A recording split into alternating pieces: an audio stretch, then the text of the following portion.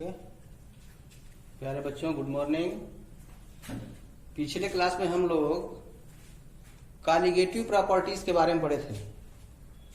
Colligative properties, ठीक है, यानी अणुसंघ विलयन के अणुसंख्य गुण।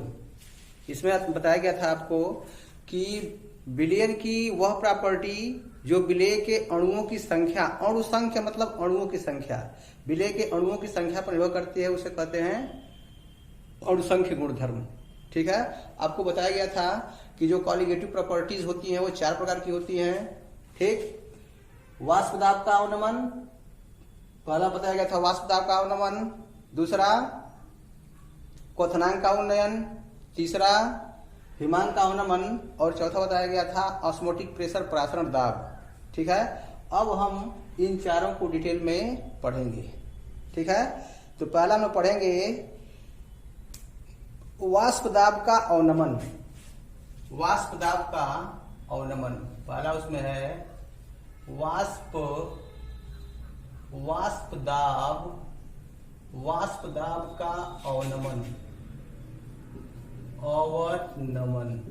ठीक है, lowering of vapour pressure, lowering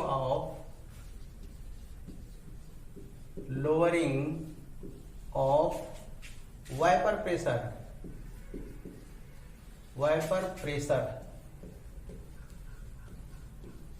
ठीक है, यानी कॉलिगेटिव प्रॉपर्टी में पहला बताया गया था कि ये कॉलिगेटिव प्रॉपर्टी में आता है वाष्प दाब का अवनमन, लोअरिंग ऑफ वाइपर प्रेशर। अब हम लोग पढ़ेंगे वाइपर प्रेशर, यानी वाष्प दाब का अवनमन, लोअरिंग ऑफ वाइपर प्रेशर क्या चीज होती है। ठीक है, देखिए इसमें आ रहा है वाष्प दाब, वाइपर प्रेशर। ठीक है, वाइपर प्रेशर को पिछले वीडियो में आपको बताया गया है। ठीक है, सबसे पहले आप जो पीछे का वीडियो है उसको देखें। ठीक है, वाइपर प्रेशर को समझें, उसके बाद ये वीडियो देखें, नहीं तो वीडियो बिल्कुल समझ में नहीं आएगा। ठीक है, यानी पिछला वीडियो देखने के बाद ही इस वीडियो को देखेंगे तो बात समझ में आएगी, नहीं तो नहीं समझ में आएगी। ठीक, अब देखिए, यानी इसमें वाष्प दाब का अवनमन। ठीक है, तो यदि किसी द्रव विलायक में कोई अवाष्पशील विलेय पदार्थ मिलाया जाता है, अवाष्पशील यानी जिसका वाष्पन न हो, जो वाष्प में चेंज न हो। किसी द्रव विलायक में कोई अवाष्पशील विलेय पदार्थ मिलाने पर उसके वाष्प दाब में क्या होती है, उसके वाष्प दाब में कमी होती है।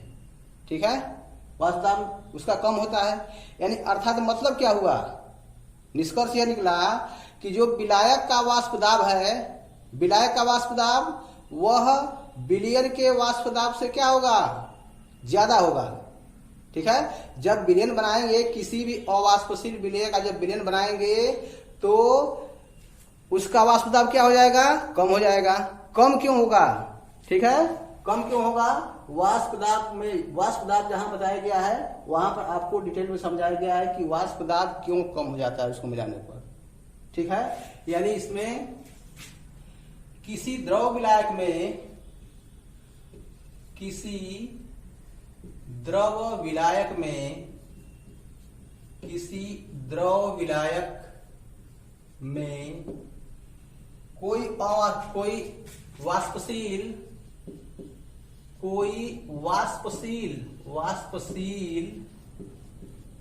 कोई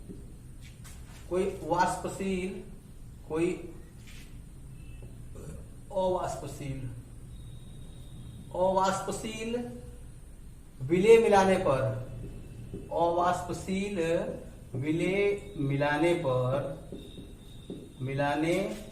पर उसका वाष्प दाब विलयन का वाष्प दाब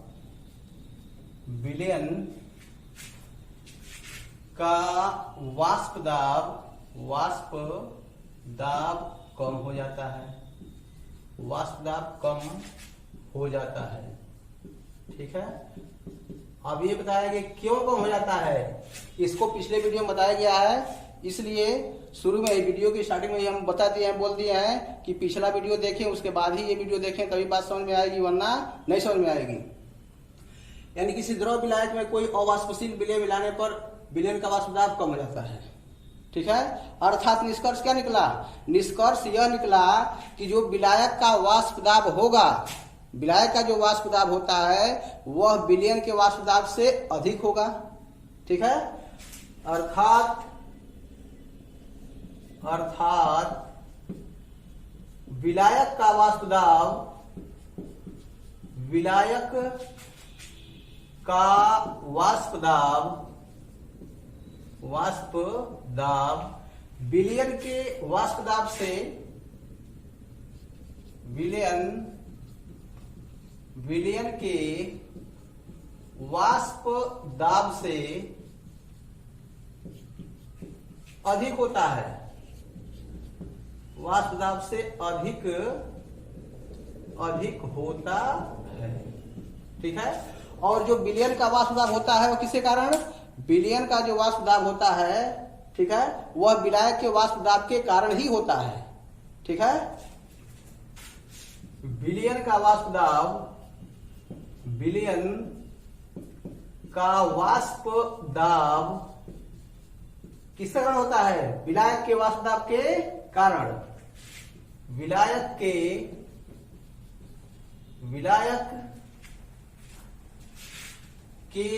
वाष्प दाब के कारण होता है। ठीक है, अब देखिए, अब मान लेंगे कि यदि किसी शुद्ध विलायक का वाष्प दाब PS और विलयन का वाष्प दाब, विलायक का वाष्प दाब P0 और विलयन का वाष्प दाब PS हो। ठीक है, यदि किसी ताप पर, ठीक है, शुद्ध विलायक का वाष्प दाब, शुद्ध विलायक का वाष्प दाब क्या मानते हैं? P0। यदि किसी ताप पर शुद्ध विलायक का वाष्प दाब P0 और विलयन का वाष्प दाब, सॉल्यूशन, विलयन का वाष्प दाब क्या है? PS हो तो ध्यान दीजिए, यहां लिखवाया गया कि यदि किसी ताप पर, किसी भी टेम्परेचर पर शुद्ध विलायक का वाष्प दाब P0, ठीक है, शुद्ध विलायक का वाष्प दाब P0 और विलयन का वाष्प दाब PS हो तो हम निकालेंगे वाष्प दाब का अवनमन। हो तो वाष्प दाब का अवनमन। ठीक है, यानी विलायक का दे दिया P0 और विलयन का दे दिया PS, तो अधिक किसका है? अधिक तो विलायक का है। विलायक का वाष्प दाब विलायक का वाष्प दाब विलयन के वाष्प दाब से अधिक होता है, यानी विलायक का अधिक है और विलयन का कम होगा। तो वाष्प दाब का अवनमन, वाष्प दाब में गिरावट कितनी होगी? अधिक में से, यानी विलायक का जो वाष्प दाब है उसमें से विलयन का वाष्प दाब जब घटा देंगे तो क्या निकल जाएगा? वाष्प दाब में कितनी गिरावट हुई, वाष्प दाब में कितनी कमी हुई, तो निकल जाएगा वाष्प दाब का अवनमन। यानी वाष्प दाब का अवनमन हो जाएगा P0 माइनस PS। ये विलायक का है, विलायक का ज्यादा होता है, ज्यादा में से कम को निकालेंगे। ठीक है, तो जितना आएगा वो क्या होगा? वाष्प दाब का अवनमन होगा। ठीक है, और वाष्प दाब का अपेक्षिक अवनमन, वाष्प दाब का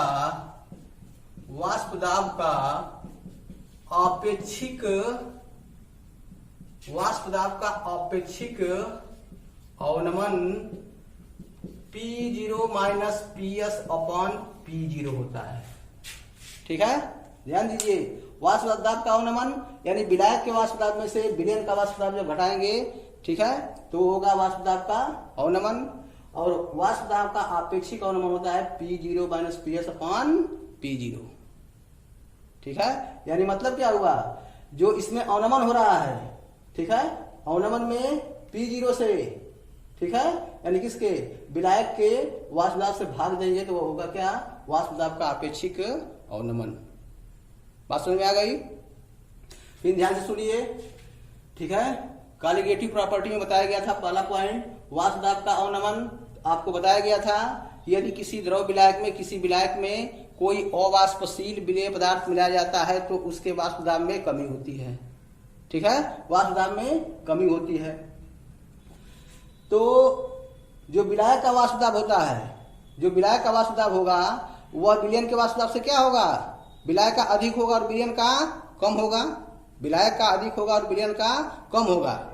ठीक है, तो और विलयन का जो वाष्प दाब होता है वह विलयन का जो वाष्प दाब विलायक के वाष्प दाब के कारण होता है। ठीक है, अब देखिए इसमें मान लिया है कि यदि किसी टेम्परेचर पर किसी ताप पर शुद्ध विलायक का वाष्प दाब P0 और विलयन का वाष्प दाब PS है तो वाष्प दाब का अवनमन P0 माइनस PS।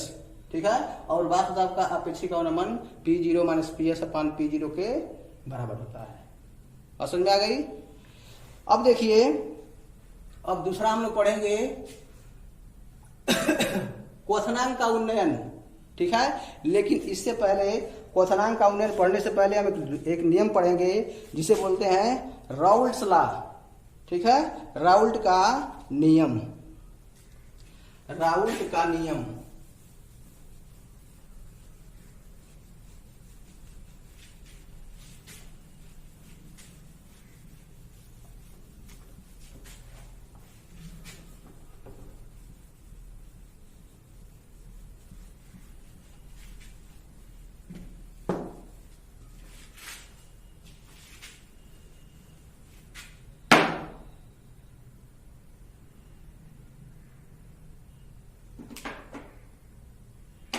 राउल्ट का नियम,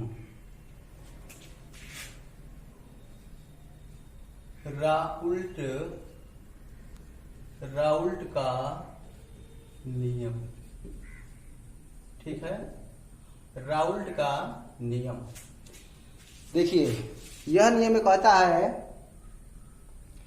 कि वाष्प दाब का आपेक्षिक अवनमन, ठीक है, वाष्प दाब का आपेक्षिक अवनमन विलयन में विलेय के मोल प्रभाज के बराबर होता है। ठीक है, राउल्ट ने बताया था कि जो वाष्प दाब का आपेक्षिक अवनमन है, ठीक है, वाष्प दाब का आपेक्षिक अवनमन विलयन में उपस्थित विलेय के मोल प्रभाज के बराबर होता है। ठीक है, यानी ये बताया था कि वाष्प दाब का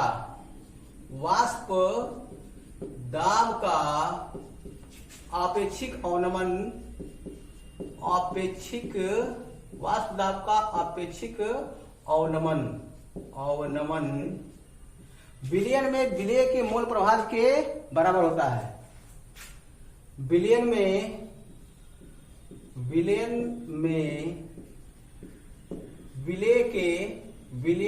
विलेय के मोल प्रभाज के बराबर होता है। मोल प्रभाज के बराबर होता है, मोल प्रभाज के बराबर होता है। ध्यान दीजिए, यानी इसने बताया था कि जो वाष्प दाब का आपेक्षिक अवनमन है, ठीक है, वाष्प दाब का आपेक्षिक अवनमन बताया गया आपको कि P0 माइनस PS अपान P0 आपेक्षिक अवनमन विलयन में विलेय के मोल प्रभाज के बराबर। ठीक है, यानी आपेक्षिक वाष्प दाब का आपेक्षिक अवनमन विलेय के मोल प्रभाज के बराबर, यानी हम सबसे पहले क्या निकालेंगे, हम निकालेंगे विलेय का मोल प्रभाज। ठीक है, विलेय का मोल प्रभाज आपको पता ही है, यानी विलेय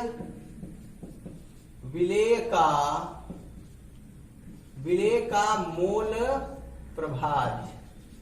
ठीक है, मोल प्रभाज बराबर क्या, विलेय के मोलों की संख्या बटा विलेय के मोलों की संख्या प्लस विलायक के मोलों की संख्या, यानी ये होता है विलेय के मोलों की संख्या बटा विलेय के मोलों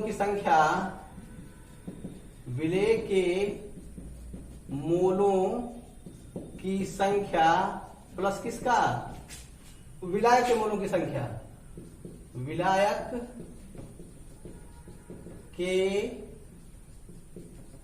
के मोलों की संख्या।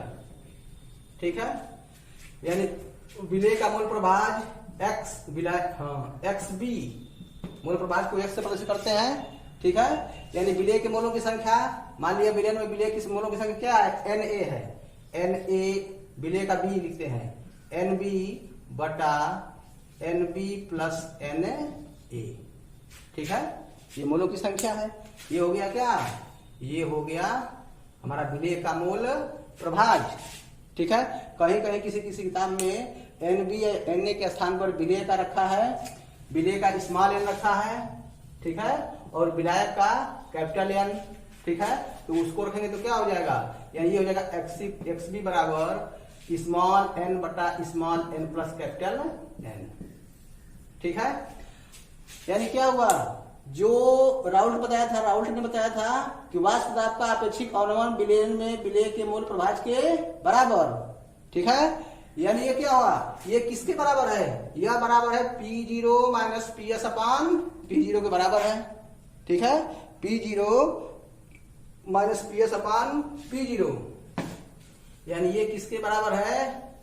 ठीक है, यह बराबर हो जाएगा P0 माइनस PS अपान P0। क्या है, यही राउल्ट का नियम है। ठीक है, अब देखिए राउल्ट के नियम के आधार पर हम अणुभार की गणना कर सकते हैं। ठीक है, राउल्ट के नियम की सहायता से अवाष्पशील पदार्थों के अणुभारों की गणना।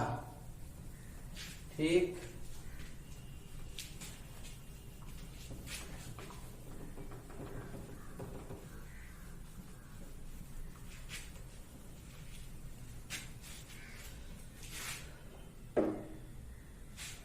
राउल्ट के नियम द्वारा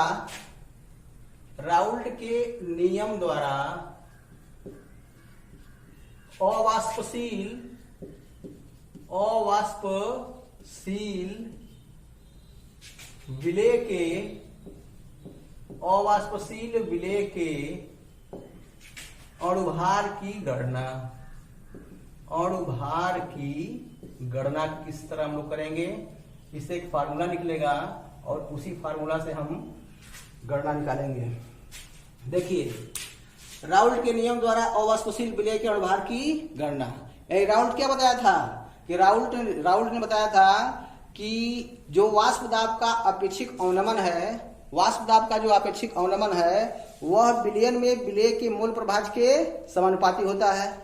मूल प्रभाज के समानुपाती, यानी हम लोग अभी निकाले हैं कि ये होता है P0 माइनस PS अपान P0, P0 माइनस PS अपान P0, और यह होता है विलेय का मूल प्रभाज, विलेय का मूल प्रभाज, यानी विलेय के मोलों की संख्या बटा विलेय प्लस विलायक के मोलों की संख्या। ठीक है, इसको हम Nb भी कर सकते हैं, Nb और यह क्या है Na। ठीक है, विलायक को जो है ए माना गया था और विलेय को बी, उसके हिसाब से, या किसी की किताब में इस तरह भी दिया है। ठीक है, अब ध्यान दीजिए, जैसे मान लीजिए ये हमारा फार्मूला है, राउल्ट का नियम है ये। ठीक है, राउल्ट का नियम है। अब जैसे मान लीजिए हम बनाते हैं विलयन, सॉल्यूशन बनाए, ये हमारा कोई विलायक है।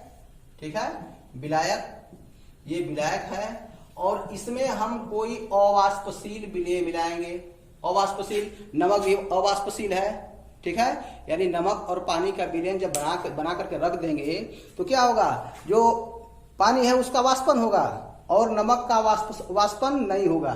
ठीक है, अवाष्पशील विलेय, नमक का वाष्पन नहीं होगा। जब विलयन में पूरे पानी का वाष्पन हो जाएगा तो जो नमक है वह नीचे बैठ जाएगा। ठीक है, नीचे दिखाई देगा।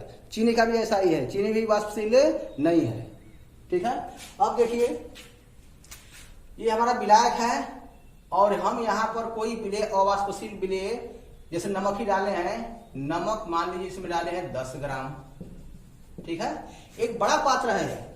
ठीक है, ये बड़ा पात्र है, विलायक की जो पानी की मात्रा है इसमें बहुत ज्यादा है, अधिक है, और उसमें 10 ग्राम 5 ग्राम मान लीजिए हम मिला दिए क्या, अवाष्पशील विलेय पदार्थ। ठीक है, तो जब अवाष्पशील विलेय पदार्थ मिला दिए, अब देखिए तो जब इस विलयन के अणुओं की तुलना करेंगे, ठीक है, विलयन में क्या क्या है, विलेय है और विलायक दोनों है, दोनों है। तो जब इसकी जब तुलना करेंगे यानी विलेय और विलायक, विलायक और विलेय है, ठीक है, तो इसकी मात्रा बहुत अधिक है। ठीक है, इसकी मात्रा बहुत अधिक है और इसकी मात्रा बहुत ही कम है। ठीक है, बहुत ही कम है। यानी निष्कर्ष क्या निकला, जो n+n है विलयन में, जो विलेय और विलायक दोनों के मोलों की संख्या है वह किसकी संख्या है, वह केवल विलायक के ही अणुओं की संख्या है, क्योंकि उसकी तुलना में, विलायक के अणुओं की तुलना में विलेय के अणुओं की संख्या बहुत ही कम है। ठीक है, यानी क्या हो गया, तो ये n+n इक्वल टू क्या हो जाएगा, कैपिटल N। ठीक है, अब इसकी तुलना में क्या है, इसकी तुलना में जो इसकी संख्या है वह बहुत ही कम है। यहाँ पर पानी की मात्रा बहुत ज्यादा लिया गया है। ठीक है, उसमें 5 ग्राम डाल दीजिए नमक, बहुत ही कम। यानी जो विलेय पदार्थ है उसकी मात्रा क्या हो गई, बहुत ही कम हो गई, नगण्य हो गया वो। यानी विलायक की तुलना में ये नगण्य हो गया, तो small n plus capital N equal to क्या हो गया, कैपिटल N हम मान लेते हैं।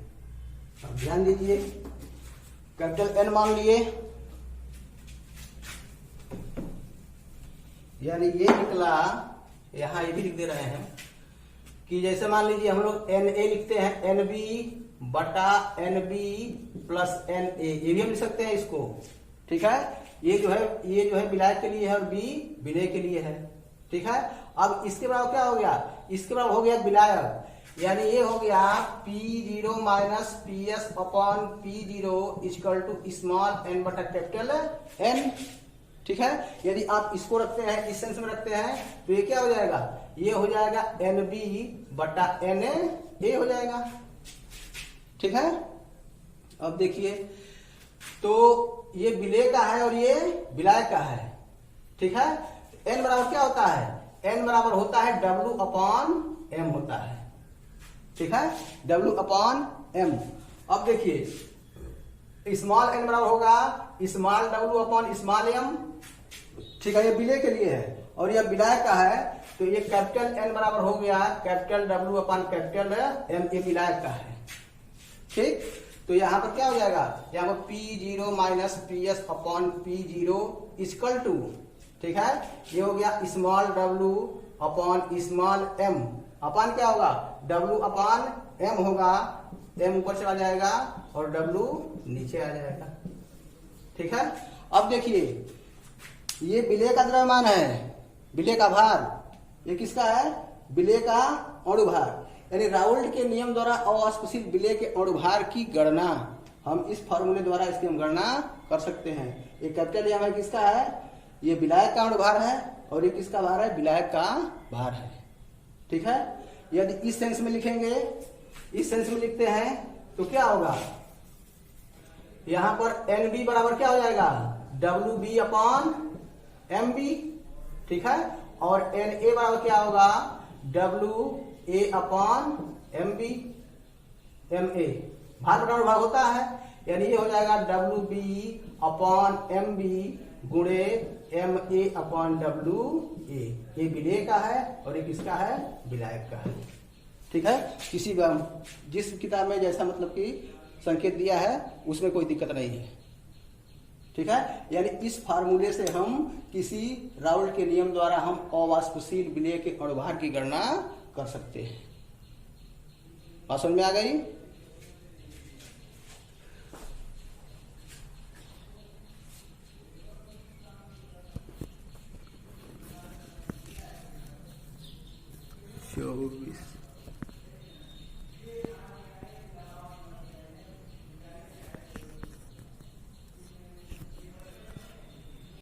पर एक क्वेश्चन है, 30 डिग्री सेंटीग्रेड पर यूरिया के भारानुसार 6% जलीय विलयन का वाष्प दाब 31.13 mm है। जलीय विलयन का कह रहा है, ध्यान रखेंगे, जलीय विलयन यानी विलयन का जो वाष्प दाब है वह 31.13 mm है। ठीक है, यूरिया का अणुभार ज्ञात कीजिए। ठीक है, यूरिया का अणुभार, यूरिया जो है इसकी मात्रा कम है तो यह विलेय हो गया। ठीक है, और पानी है तो यह हो गया विलायक। अब देखिए फिर कह रहा है कि 30 डिग्री सेंटीग्रेड पर जल का वाष्प दाब 31.7 mm है, यानी जल का कह रहा है। तो जल क्या यहाँ पर है, जल है विलायक, और जो ये है ये विलयन का दिया है। तो विलायक का अधिक होता है और विलयन का कितना होता है, विलयन का उससे कम होगा, क्योंकि जब किसी विलायक में हम अवाष्पशील विलेय मिलाएंगे तो क्या होगा, उसका वाष्प दाब कम होगा। यानी जो अधिक होता है वाष्प दाब वह होगा विलायक का, देखिए अधिक है, और जो कम होता है वह किसका होता है, विलयन का। यानी हमारे पास फार्मूला है कि P0 minus PS upon P0 equal to small n upon capital N। ठीक है, यानी ये क्या होता है, स्मॉल n बराबर small w upon small m और कैपिटल N बराबर कैपिटल W बटा कैपिटल M होता है। ठीक है, यानी ये हो गया P0 minus PS upon P0 equal to क्या होगा, small w upon small m upon small w upon small m, नहीं कैपिटल M कहाँ चला जाएगा, ऊपर चला जाएगा, यानी गुणे कैपिटल M बटा हो जाता है कैपिटल W। ठीक है, जो स्मॉल है यह विलेय का है, जो कैपिटल है यह विलायक का है। ठीक है, विलायक का, यानी यह जो है विलेय है, यह विलेय का है, और यह किसका है, विलायक का है, विलायक का है। अब ध्यान दीजिए, मान रखेंगे P0 किसका होता है, विलायक का होता है, और यह विलयन का है, सोल्यूशन का। विलायक का दिया है 31.70, यानी ये है 31.70। ठीक है, माइनस ये सोल्यूशन का कितना है, mm लिख दीजिए, mm minus 31.13 mm upon P0 क्या है, P0 विलायक का है। ठीक है, ये हो गया 31/70।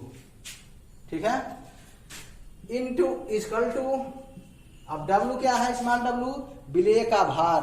ठीक है, देखिए विलेय जो है क्या यूरिया है, और कितना है, यूरिया के भार अनुसार 6%, यानी यूरिया का भार कितना हो गया, 6 ग्राम हो गया विलेय का, बटा विलेय का अणु भार। ठीक है, ये यूरिया का अणु भार पूछ रहा है, यानी यूरिया क्या है, यह विलेय है, इसको निकालना है हमको, गुणे इनटू ये क्या है, ये विलायक का भार है और यह विलायक का अणु भार है। ठीक है, तो विलायक का अणु भार है, तो विलायक क्या है, यहाँ पर जल है और यूरिया है, तो यूरिया की मात्रा कम है तो वह विलेय हो गया, और जल की मात्रा अधिक है तो वह विलायक हो गया। तो विलायक का अणु भार कितना होता है, H2O का हो गया 18 बटा विलायक का भार। ठीक है, देखिए 100 में 6 ग्राम दिया है, प्रतिशत दिया है 6%, 100 में से 6 ग्राम निकल गया, 100 ग्राम में से 6 ग्राम हो गया किसका, विलेय का, और जो शेष बचेगा वो किसका होगा, विलायक का, यानी विलायक का होगा कितना, 94, ये हो गया 94 हो गया। ठीक है, यानी क्या हो गया, अब देखिए अब इसको हल करेंगे तो यहां पर हो जाएगा 7 हो गया, यहाँ 6 हो गया, 6 में 7 निकलेगा 5। ठीक है, यानी ये हो गया 0.57 अपॉन 31.70 इक्वल टू, ठीक है, ये हो गया 108 अपॉन 94 m। ठीक है, यहाँ तिरिया गुणा करेंगे, ये क्या होगा 94 m into 0.57 equal to 108 into 31.70 होगा। m इक्वल टू हो जाएगा 108 अपॉन 31.70 अपॉन क्या होगा 94 इंटू 0.57। ठीक है, यहां से दो निकल जाएगा। इसको जब हल करेंगे तो यह आता है 63.9, यानी ये आता है 63.9। ये क्या हो गया, ये हो गया अवाष्पशील विलेय का अणुभार। बात समझ में आ गई। यानी इस तरह से है, राउल्ट के नियम द्वारा इस तरह से हम किसी किसी विलेय अवाष्पशील पदार्थ का हम अनुभार ज्ञात करते हैं। ठीक है, अब देखिए यहां पर इसका भी प्रयोग कर सकते हैं हम। विलेय के लिए NB, ठीक है, विलायक के लिए Na, ठीक है, तो ये क्या होगा, ये WB अपॉन MB, ये हो जाएगा WA/MA, ठीक है, इसको हम रख सकते हैं। मैं दोनों इसलिए बता रहा हूं कि किसी किताब में WA दिया है और किसी किताब में small w capital W, small m capital M, और किसी बुक में Na लिया है और NB लिया है। NB लिया है विलेय के लिए, ठीक है, और Na लिया है विलायक के लिए। तो इसमें कोई भी आपकी बुक में दिया होगा तो उससे आपको कंफ्यूजन होने की कोई आवश्यकता नहीं है। बात समझ में आई? इस तरह से जो है आप जो है वीडियो को ध्यान से देखिए, ठीक है, इससे संबंधित क्वेश्चन को हल करिए, किताब को पढ़िए, उससे संबंधित क्वेश्चन को हल करिए। धन्यवाद।